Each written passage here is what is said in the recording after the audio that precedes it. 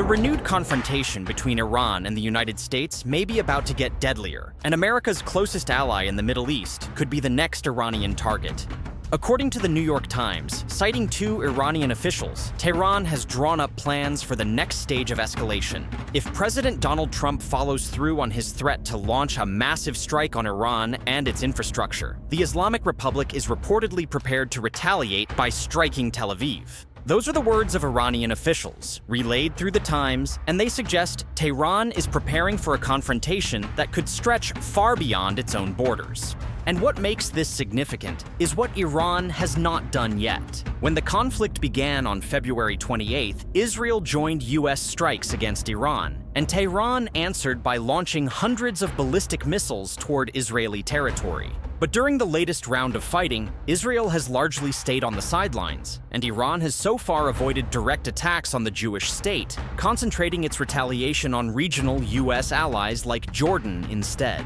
That restraint, the reporting suggests, may not last. The New York Times also reports Tehran could activate its allies to tighten control over the Bab al-Mandab Strait, threatening one of the world's busiest trade routes and potentially disrupting global energy supplies. Here is the part that should worry every capital in the region. Western intelligence agencies reportedly assess that Iran could choose to strike Israel first if it concludes a major US assault is imminent. According to those assessments, Tehran believes Israel is reluctant to re-enter a full-scale war and may try to exploit perceived strains in the US-Israel relationship. Iran is also believed to be seeking a strategic surprise, while pursuing revenge, and to see the upcoming US elections as a factor that could shape Washington's response.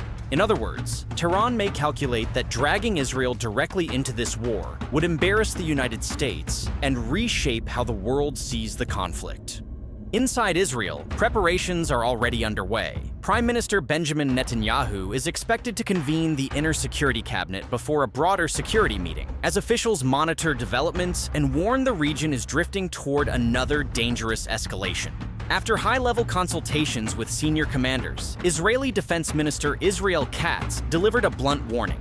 If Iran attacks Israel, it will suffer a crushing blow. Senior Israeli officials say that if Iran launches missiles at Israel, they will respond with full force. 2 nuclear-shadowed threats pointed at each other, waiting on a single decision in Washington. But before Tehran ever aims a missile at Tel Aviv, it may have already sent a message that matters more, aimed not at Israel, but at the American shield meant to stop these weapons in the first place. Because for the first time in this war, Iran now claims it has done something no one thought possible.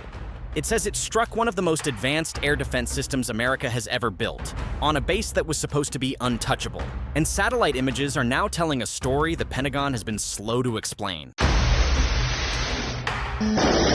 For the first time in this conflict, the Iranian military claims to have bombarded a THAAD air defense system in West Asia. Tehran now says it knocked out some of America's most advanced air defenses in a single wave of strikes, potentially inflicting billions of dollars in losses and exposing the vulnerability of Washington's regional military shield. According to the Islamic Revolutionary Guard Corps, its latest precision strikes targeted Muwafaq Salti Air Base in Jordan, destroying a THAAD radar system, a Patriot air defense battery, and a CRAM radar, while setting fuel facilities ablaze and decimating a helicopter equipment depot and maintenance facility.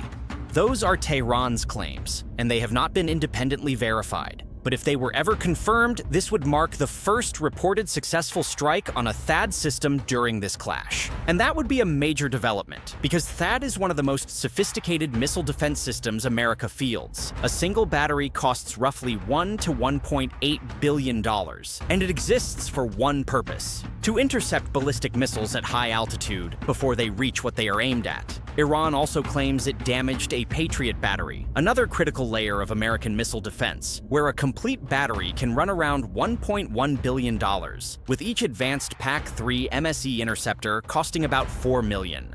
Add the CRAM system, which protects bases from incoming rockets, artillery, and mortars, and whose radars alone can cost $10 to $15 million. Stack those figures together, and if the claims ever proved accurate, the financial losses would run into the billions.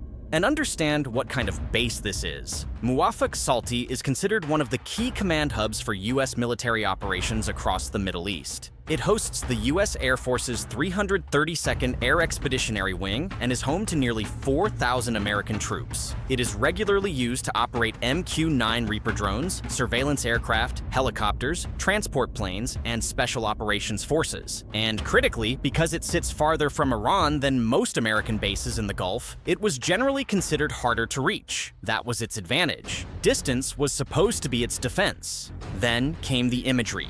Once considered virtually untouchable, one of America's safest air bases is now reportedly damaged far more heavily than first reported. Early accounts indicated limited damage, but fresh satellite imagery, analyzed by the open-source intelligence group EGY-OSINT, paints a very different picture. According to that analysis, multiple hardened aircraft shelters, drone facilities, maintenance buildings, and other key military infrastructure were destroyed in what appears to have been a highly precise missile strike. This is not an Iranian statement. It is independent open-source analysis of publicly available images, which is a different category of evidence entirely, even if it is not an official confirmation. The details in that analysis are striking. At least 3 to 4 hardened aircraft shelters, believed to house MQ-9 Reaper drones, appear to have been destroyed. The imagery also seems to show 2 MQ-9 drones parked outside their shelters, suffering direct damage. The Reaper is one of America's most valuable intelligence, surveillance, and strike platforms, and the U.S. has already lost dozens of them over the past few years during operations involving Iran and Yemen. If more were destroyed here, it could temporarily affect American reconnaissance and precision strike capability across the region. Hardened shelters exist precisely so that this cannot happen. They are built to survive what lands on them. But the most sensitive part of the analysis involves the people. The satellite imagery indicates that troop accommodation areas were also hit, and here the claims end and the confirmations begin. The Department of Defense has now officially identified 3 American soldiers killed during the Iranian strike on Muwafaq Salti. First Lieutenant Tyler James Feehan, 25 years old, Private Gonzalez, 19, and a Sergeant, 28, who had initially been listed as missing before the Pentagon confirmed he is believed to have been killed. The investigation remains ongoing. Separately, the Department of War identified Sergeant Michael Emmanuel Swinton, killed in Iraq during the controlled detonation of a downed Iranian drone. That incident was unrelated to the Jordan strike, but it underscores the risks American forces face across the region. With these losses, Washington's death toll in the conflict with Iran has reached 18. Iran, for its part, has released its own satellite imagery, showing what it says were the intended targets before the attack. Those images highlight aircraft hangars, maintenance facilities, logistics buildings, and support infrastructure, suggesting the operation was designed to reduce the base's operational capability rather than simply crater its runway. Notice what that means. A runway can be repaired in days. Maintenance facilities, spare parts, hangars, and the logistics chain behind an air wing cannot. Whether or not every claim in Tehran's list is accurate, the target selection itself is a statement. Iran says it is not trying to make a hole in the ground. It says it is trying to take an air base out of the fight. And this is where the deeper problem for Washington appears, and it does not depend on believing a single Iranian claim. Consider the arithmetic. A THAAD battery costs well over $1 billion. A Patriot battery, more than $1 billion. Each PAC-3 interceptor, around $4 million. Now weigh that against ballistic missiles and drones that Iran builds domestically at a fraction of the price and fires in waves. Even a perfect defense loses this exchange over time because every interceptor launched has to be replaced, and the replacements arrive slowly. That is the mathematics that has quietly shaped this entire war, long before anyone argued about what a satellite photo shows. So let us be precise about where the evidence stands. Claimed and unverified, the destroyed THAAD radar, the damaged Patriot battery, the CRAM radar, and the billions in losses. Independently analyzed, but not officially confirmed, the destroyed hardened shelters and the damaged Reapers, based on open-source satellite imagery. Confirmed by Washington itself. 3 American service members killed at Muwafaq Salti, a 4th killed in Iraq, and a total toll of 18.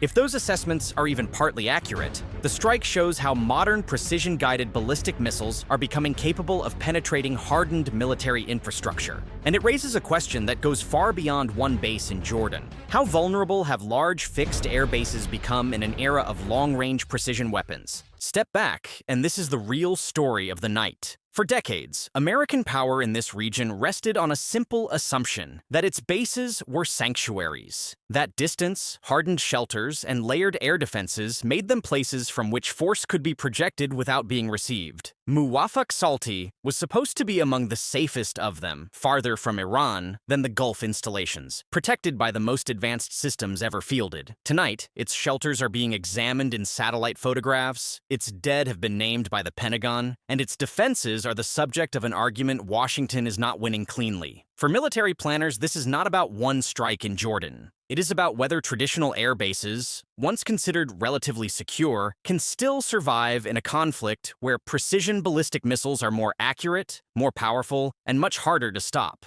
And the countries watching most closely tonight are not in Washington. They are the ones that host American power. Every Gulf capital that has ever pointed to a Patriot battery or a THAAD system as proof that its skies were protected is now studying the same satellite images and asking the same quiet question. If the most advanced shield ever built could not keep one base untouched, what exactly is protecting ours? That is the doubt Iran has been working to plant since this war began, and it does not require a single one of Tehran's damage claims to be true. The mere argument over whether the shield held is itself the victory, because deterrence lives or dies on belief, and belief is exactly what is cracking. A base was hit, soldiers were named, and the myth of the untouchable fortress took a blow that no press release can fully repair. Whatever the final assessment shows, the region has already seen enough to start recalculating. The world is watching, and so far, neither side is blinking. Subscribe to WLA for daily geopolitical analysis.